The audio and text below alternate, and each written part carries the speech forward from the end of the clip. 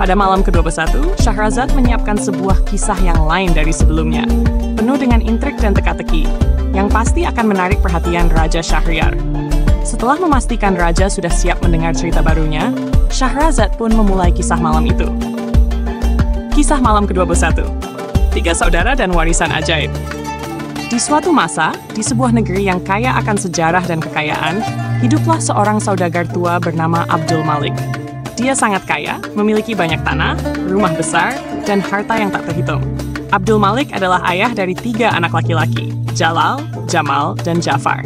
Ketiga anak ini tumbuh dengan penuh kemewahan, tetapi masing-masing memiliki sifat yang berbeda.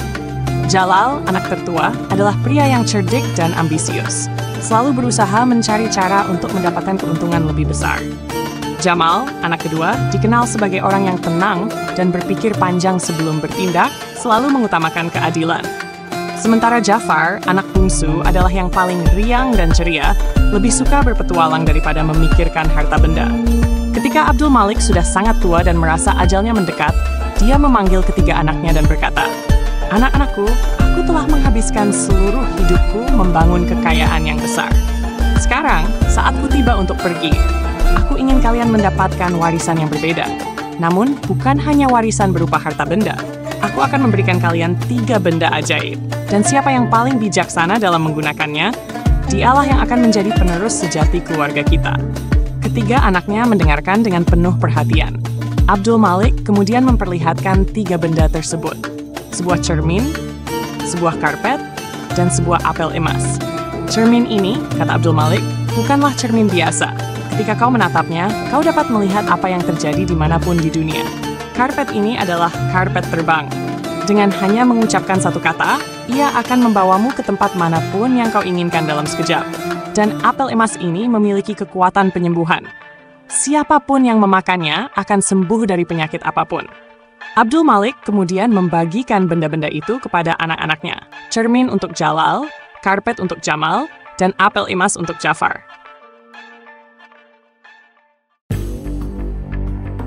Sekarang, lanjut Abdul Malik, buktikan kepada dunia dan kepada diriku di alam baka, siapa di antara kalian yang paling bijak dalam menggunakan warisan ini. Gunakanlah dengan hati-hati, dan lihatlah siapa yang dapat menggunakannya untuk kebaikan terbesar. Beberapa waktu setelah kematian Abdul Malik, ketiga saudara itu menjalani hidup masing-masing dengan benda-benda ajaib mereka. Namun suatu hari, ketika Jalal sedang melihat ke dalam cermin ajaibnya, dia melihat sesuatu yang mengejutkan. Putri kerajaan, putri dari sultan negeri itu, jatuh sakit parah dan tidak ada yang bisa menyembuhkannya. Banyak tabib dan orang bijak yang sudah mencoba berbagai cara, namun semuanya gagal. Sultan yang sangat mencintai putrinya sudah hampir putus asa. Jalal dengan kecerdasannya segera berpikir bahwa ini adalah kesempatan untuk menggunakan cermin dan memanfaatkan situasi. Dia pergi menemui Jamal dan Jafar dan berkata, "Saudara-saudaraku, aku telah melihat sesuatu yang sangat penting. Putri Sultan sedang sakit parah dan tidak ada yang bisa menyembuhkannya. Ini adalah kesempatan kita untuk membantu dan mungkin mendapatkan imbalan besar dari Sultan." Jamal yang memiliki karpet terbang setuju untuk membantu. Sementara Jafar yang memiliki apel emas penyembuh tahu bahwa buah itu bisa menyelamatkan sang putri. Mereka bertiga kemudian memutuskan untuk bekerja sama.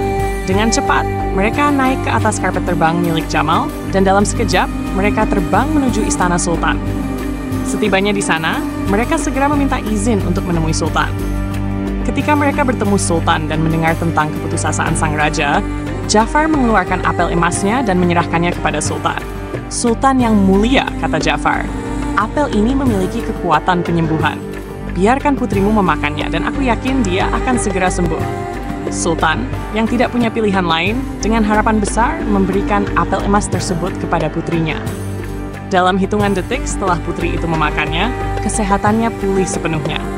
Wajahnya kembali cerah dan dia tampak sehat dan bahagia. Sultan sangat bersyukur dan berjanji akan memberikan hadiah besar kepada ketiga saudara itu. Namun sebelum mereka menerima imbalan apapun, Sultan bertanya, "Kalian semua datang ke sini bersama-sama dan menggunakan benda-benda ajaib kalian untuk menyelamatkan putriku.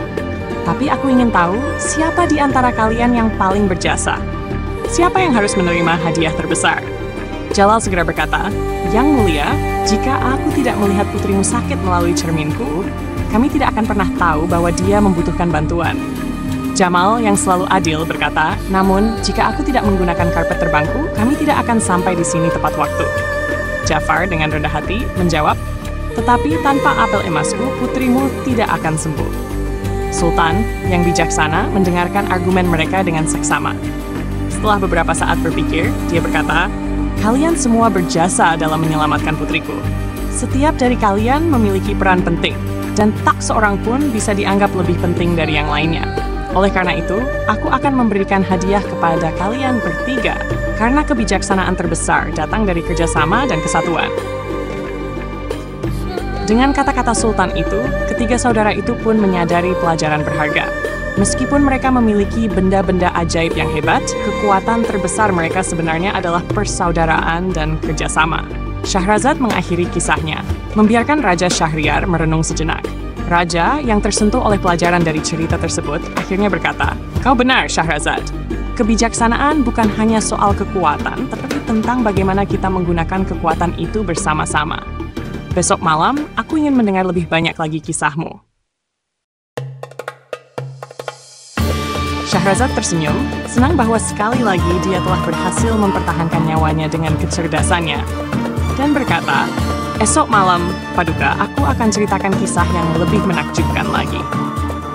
Demikianlah malam kedua buah Sifatul berakhir dengan kisah tentang tiga saudara yang belajar tentang pentingnya kerjasama dan persaudaraan, memberikan Raja Syahriar pelajaran lain tentang kebijaksanaan hidup.